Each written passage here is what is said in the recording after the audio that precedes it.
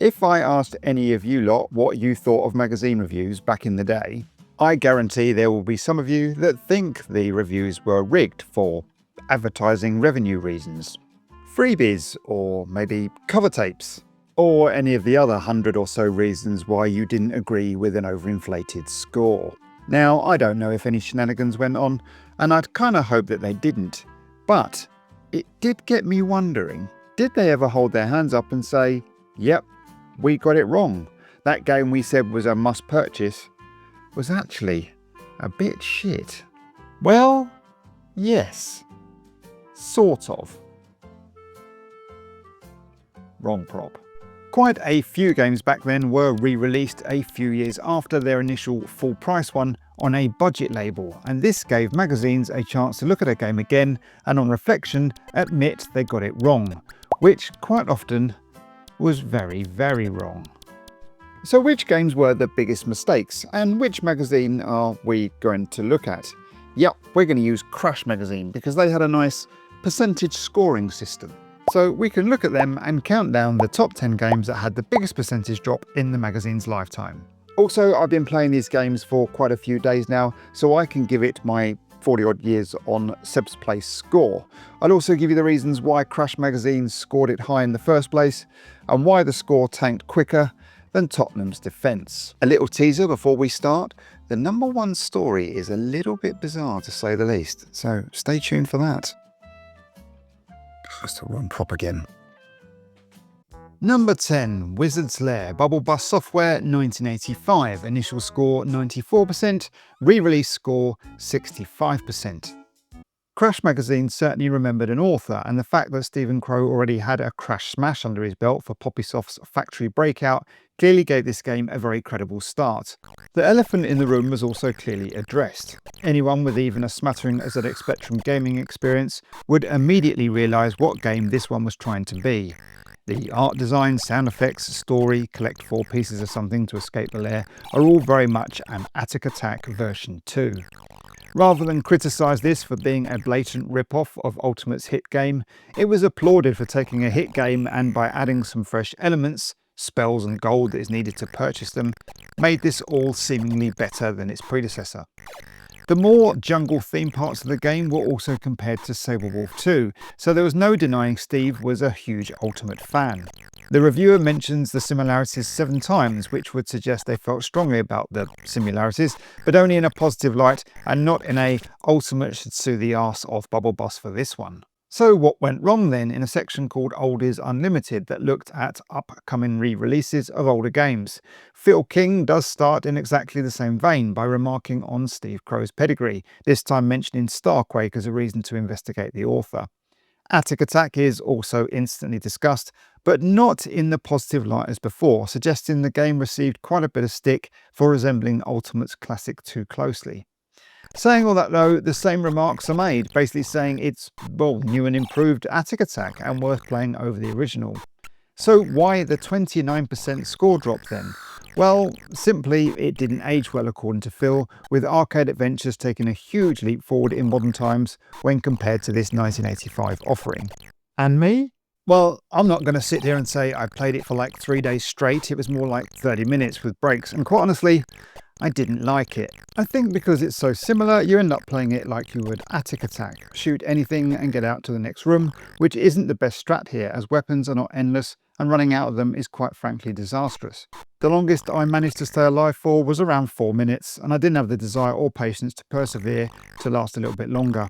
65% is fair, but not for the reasons given in 1988, more just for the game being quite brutal and quite frankly annoying.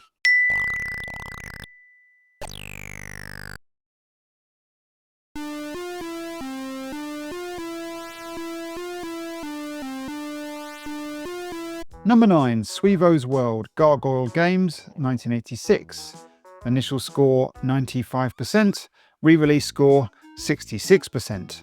Before we start with Crash's initial verdict on this one, I have to say this was one of those games that I just steered well clear of as a kid.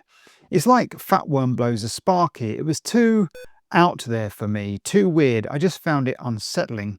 I have no idea why, but the Stan Laurel robotic looking poster was enough to put me off. The word Sweevo was the final nail in the coffin. Anyways, enough about me and my oddness. What did Crash love so much to make this game just 5% off being perfect? Well, after the Not on This Planet Mate pure bonkers plot is described to the Crash readers, it's on to the game, which is another isometric affair hanging on to the coattails of Night Law and Alienate, but done well enough to stand on its own 2 feet. Clever puzzles that on the face of it appear to be fairly straightforward are applauded. The graphics and in particular the sound are praised very highly, with this apparently being the best menu music by 1986 ZX Spectrum standards, no doubt.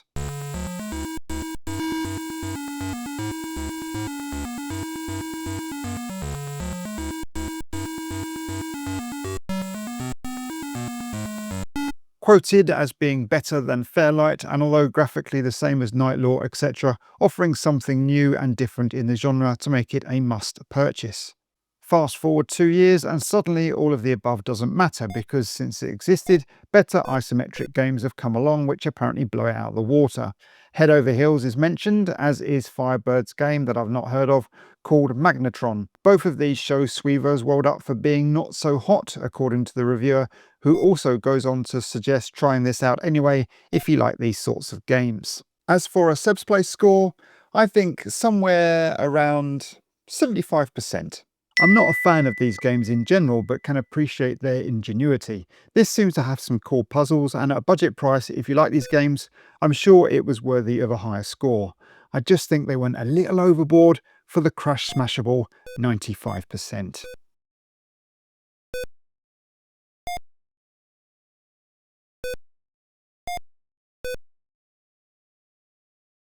Number 8, Forgotten Worlds, US Gold 1989, initial score 90%, re-release score 60%.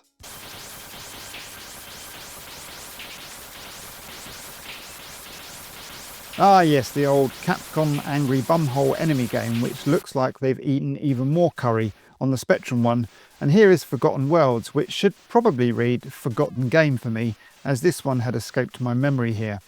But here we are, with a lovely looking game with a horrible control system that squeaked into Crash Smash material mid-1989 here, when anything remotely decent started to get a shout out as the Specky's days were starting to get a little numbered. It's a strange old review, this one, where it states that the graphics are poor but the gameplay more than makes up for it, only then to give the graphics 91%.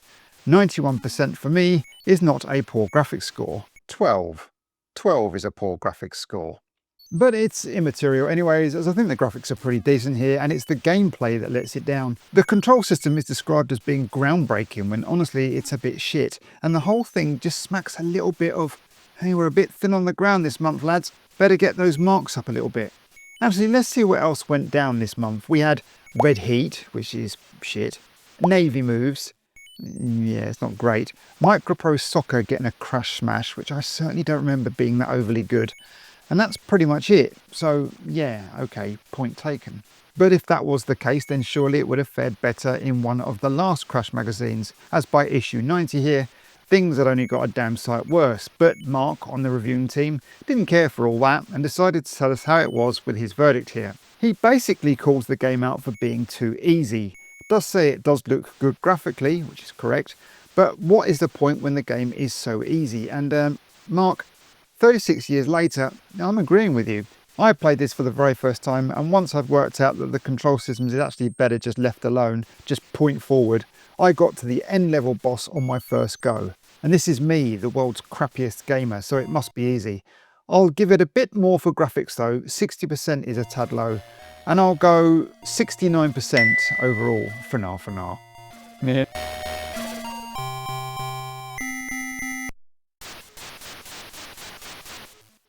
Number 7, Slapfight, Imagine, 1987, initial score 72%, re-release score 41%. Now, I think this is all Ricky's fault here. He loved this, Ricky being one of the 3 Crash reviewers on this one, who did mention the bullets. Yeah, they are a nightmare to see here, but also claimed this version was better than the arcade, which is very bold indeed. Then we had Paul over here, who sat on the fence. Actually, No, he didn't. He was firmly on Team Ricky, again mentioning the fact you can die without even knowing what killed you. But aside from that, which is just a glaringly important part of the game brushed off then, he loved this one as much as Ricky. So that leaves Mike to save the day, who also couldn't see shit whilst playing, and the fact that if you redefine keys and use space for fire, it will only let you select stuff and not actually shoot. I hate it when that happens. By the time Nick sees it here in the September 1990 issue, those small issues seem to carry more weight, with him suggesting it's actually unplayable, and yeah, he's not wrong. Pretty terrible and headache-inducing as the bright colours start to melt your brain. Even if I wanted to, I'm not sure my eyes would allow me to play this longer than a 10-minute burst. 41% is a little low, more like 60% tops for a sub score here.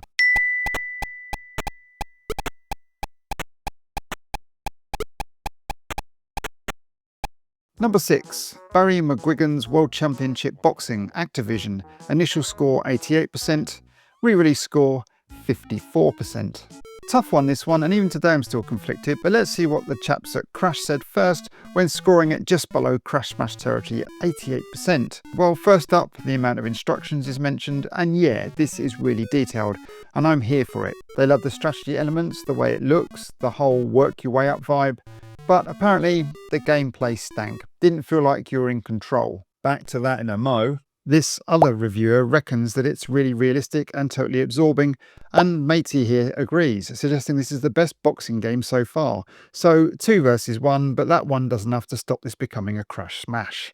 And 3 years on, it's apparent that the same negative reviewer, or at least someone with the same opinions, is on budget release duty. Okay, this is 3 years later. 3 years was a big chunk of time in the Specky's commercial lifespan. And it's claimed that this game hasn't aged at all well, to the point that you fight Barry for the world title, which he doesn't even own anymore. Harsh. It's also clearly obvious that the reviewer was just a bit shit at the game and therefore took out their anger in the crazily low score of 54%. Me? Well, I hadn't played this for quite a while, and firstly, I do love the whole career mode. This was one of the first games I remember taking me on such a journey, and I did get invested in climbing the boxing ladder. The fights aren't as good as I remember. You don't control left and right movement, and punches sometimes feel laggy. I also knocked this fella down 3 or 4 times, but eventually I lost, which was bonkers, but it did make me want to rematch him and get my revenge. Was it a Crash Smash then? I think just outside is fair, and even today I reckon it's a solid 88% game. Honestly, I'm not sure what the budget reviewer was smoking at 54%. This was actually an actual bargain of a game for a couple of quid, even in 1989.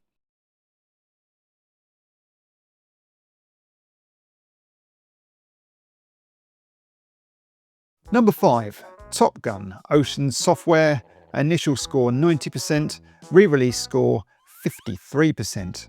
I bet you could hear the groans around the Crash offices. Oh, another top film license from Ocean. It's gonna be bad, right? Well, when it's actually not, Mike Lamb was on board, so that should have been a clue. It's always going to be a pleasant surprise and probably make you review the game slightly higher than you normally would.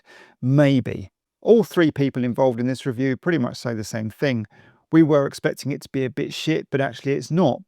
2 more so than the other, but they all agree that if you were lucky enough to have friends, this was the must 2-player game, that although it lacked graphics, 79% for a Crash Smash, call blimey governor, the gameplay is very much king here, hurrah, but not some 2 years later with a whopping 37% drop by the time budget fans had a go. Nick does agree it's more fun with 2 players, but the graphics that were scored low in the first place are unacceptable by this point. I don't get it honestly, surely you could make this graphically better, but it will often be at the expense of the gameplay, with the Specky under more load. So for the sake of making this a fun game to play in an elite styly, it's perfectly fine, although maybe a colour difference between the sky and the ground would have been nice. I agree single player is a little disappointing versus 2-player, but it's still fun. A solid 85% Seb's Place score for me.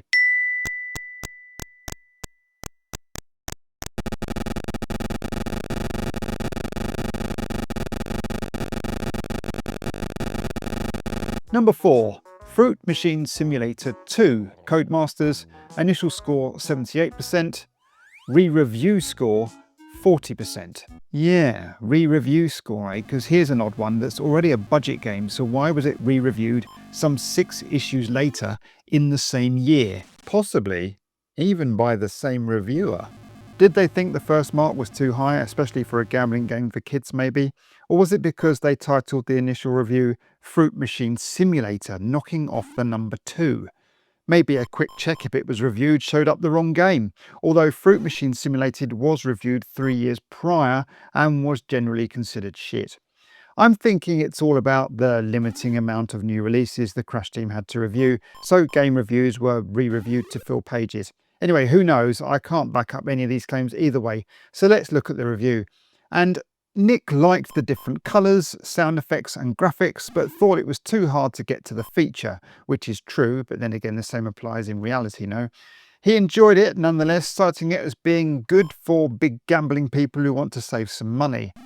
So what on earth happened 6 months later by the same or another reviewer called Nick, who claimed it was laggy, graphically messy with not much on offer over the first iteration, claiming it was only worth a look, maybe, if you didn't buy the first one, which, to be fair, did score lower than the 40% here. My Seb's Play score would come in somewhere in the middle, 62%. Fruit Machine games are an oddness, as the thrill of winning and ultimately losing real money is what the real draw of playing is, and you take that away and the game doesn't really offer anything. The excitement is taken away. Originally, Nick is right, the feature is hard to get, which, although realistic, would help get more out of the game when no real money is at stake.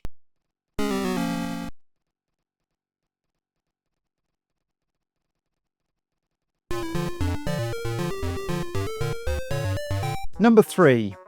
Toobin, or Toobin.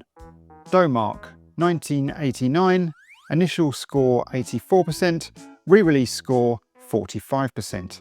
This is one of those games in the arcade that I convinced myself I loved, when in fact it's not very good. Unique button-only controls and 2 battling players make it more interesting, but how did the Spectrum port fare, and why did the score drop off a cliff? Well, to begin with, they applauded the conversion of the game that is a little tricky to play in the arcade, as it was, never mind mapped to a joystick or a bunch of keys on your Spectrum Plus. But generally it was remarked that once you got used to it, it was okay. More fun with a mate, trying to bump each other off and outscore each other, but the use of colours, especially on the riverbanks, was criticised by all, as sometimes flying objects and angry fishermen just can't be seen. Fast forward 2 years on the Hit Squad label then, and what the hell has happened to the score? Reading the review, and it's all the same gripes: tricky controls, messy graphics, strange game, but the end result is basically the reviewer saying, even for £3 mind, it's all a bit tricky, I wouldn't bother, 45% mic drop boom. As for me, well, this footage of going backwards is a playback of someone else completing the game, so obviously there is a strat regarding which way you face. This is me, and first up, you can't change the keys, which are designed for 2 players huddling around a keyboard. Brilliant. I plodded on, and going backwards does make sense, as left and right movement is the right way round, and after a while is definitely easier. But that doesn't matter, because the game is just shit. It's not fun. I mean, 2 players maybe, I'll give it that. And in fact, I think it needs 2 different scores. Yeah. So for 2 players, I'll give it 58%, and for 1 player I'll agree with Crash at 45%, poop fest.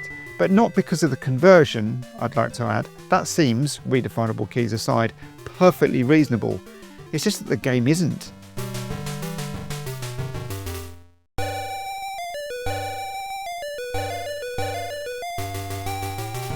Number 2. Airwolf, Elite, 1984, initial score 90%, re-release score 47%.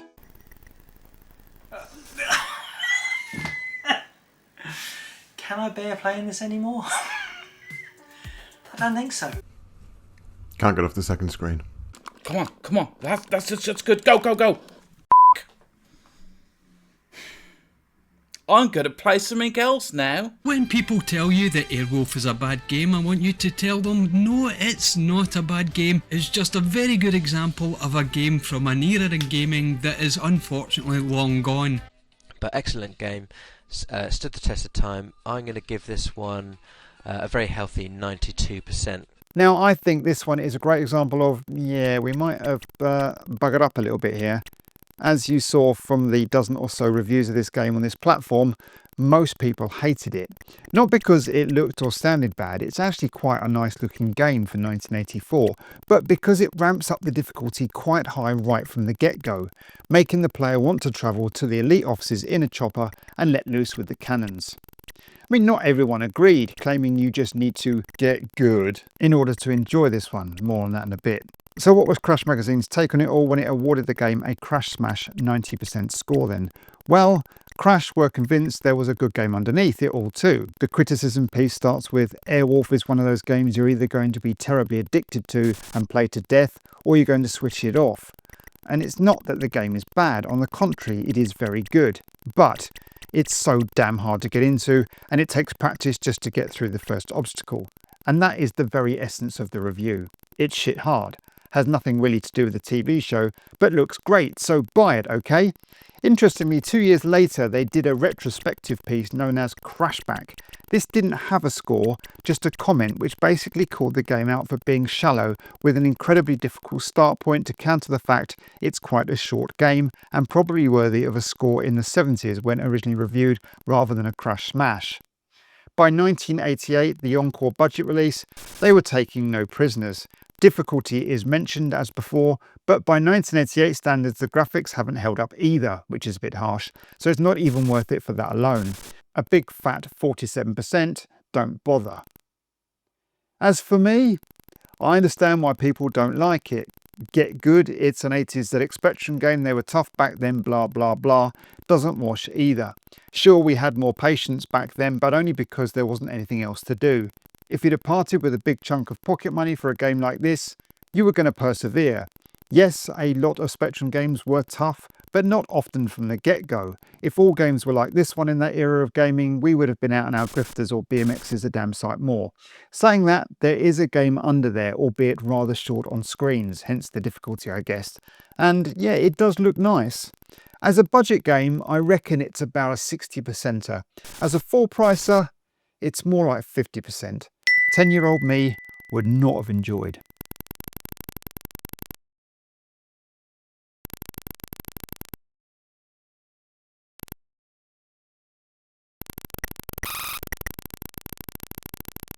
And finally, number 1 is Supercom by Atlantis.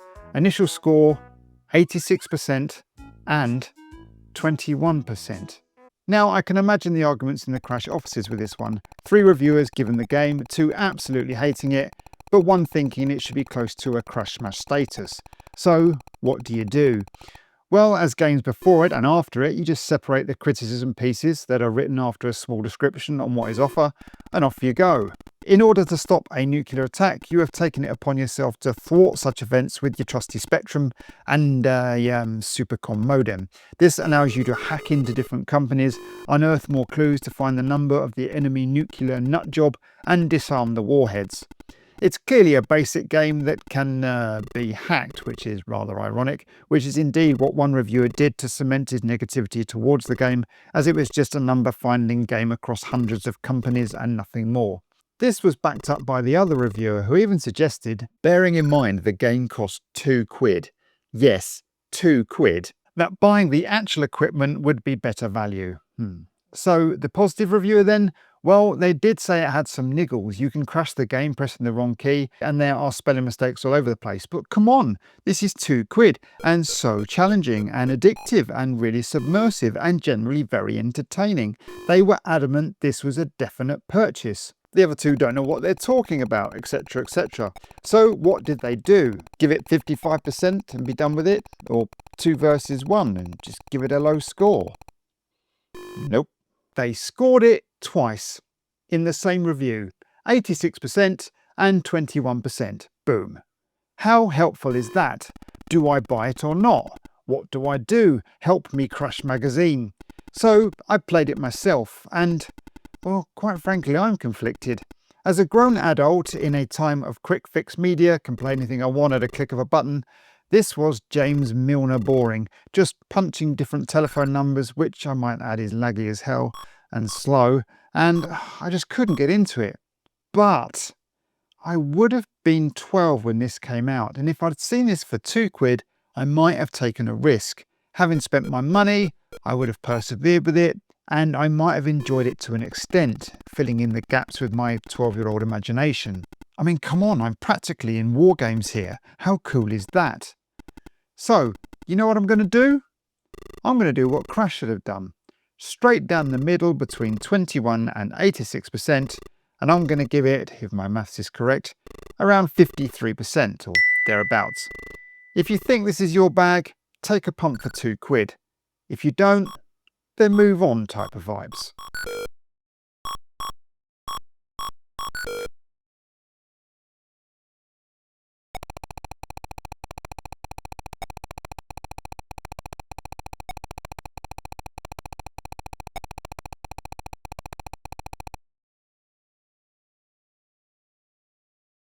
So, Supercom, eh?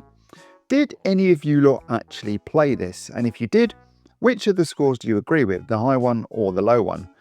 As for the best recommended subs place scoring game here in this chart, well, it has to be Barry McGuigan's Boxing. It's a great little game, not without its issues, but it's actually one I want to get good at now that I've finished this video.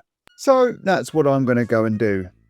As always, thanks for watching, and hopefully I'll see you all on the next one. Bye for now.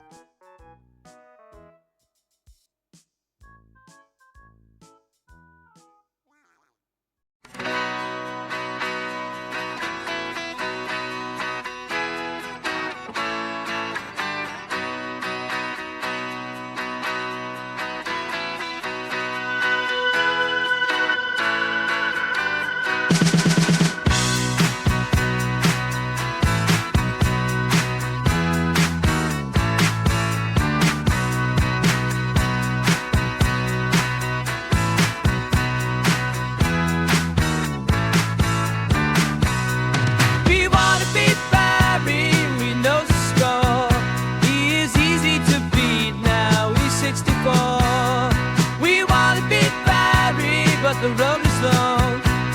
We have to beat Flash. We kept the title, let's go. But we want to beat Barry, we really do. He may be older now, but I still ruin you.